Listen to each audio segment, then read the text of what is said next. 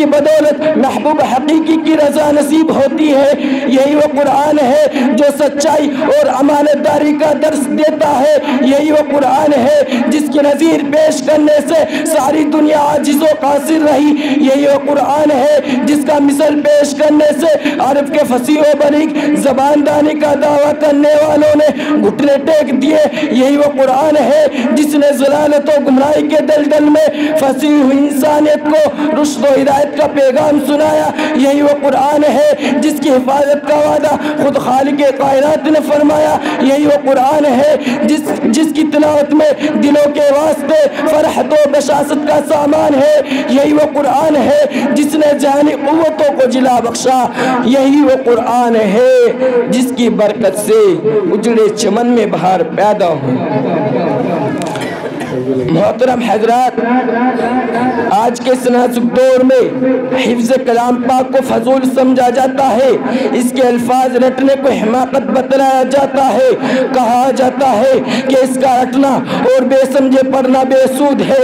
افسوس صد افسوس، اس قرآن پاک کے بارے میں ہمارا یہ خیال ہے کہ جس کے بارے میں شہنشاہ بطحا جناب محمد رسول اللہ صلی اللہ علیہ وسلم نے ارشاد فرمایا کہ اقرأ وارتقی ورتل کما کنت ترتل فی الدنیا فإن منزل عید آخر آیت تقرؤها۔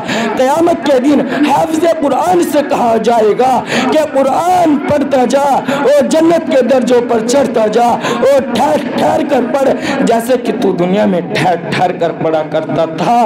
بس تیرا مقام و ٹھکانہ وہیں ہے جہاں تو آخری آیت پر پہنچے۔ محترم حضرات، جانثار صحابہ اکرام رضی اللہ تعالیٰ عنہ کے کتب خانے میں قرآن پاک کے علاوہ کوئی کتاب نہ تھی۔ اسی کو لے کر وہ آگے بڑھے اور کامیابی ان کے قدم چومتی چلی گئی۔ وہ قرآن ہی تھا جس کی برکت سے بدر کے میدان میں 313 نے مکہ کی قسمت پلٹ دی اور 60 نے 60,000 کا منہ پھیر دیا۔ حضرات، میں آپ سے پوچھنا چاہتا ہوں کہ وہ کون سی چیز تھے جس نے صحابہ اکرام میں یہ طاقت اور قوت پیدا کی تھی؟ دوستو، قرآن ہی تھا جس نے ایک کو 1000 پر بھاری کر دیا تھا۔